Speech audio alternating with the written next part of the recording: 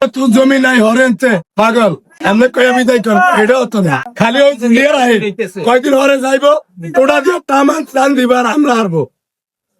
পাগল সোজা 28 বছর যাবত যদি মামলা চলে তাহলে কত টাকা গেছে চিন্তা এই করতে গণমাধ্যম কর্মী আর মোবাইলে একেবারে বাস দিয়ে ছাড়বো ছোট বড় যত নেতা কর্মী হোক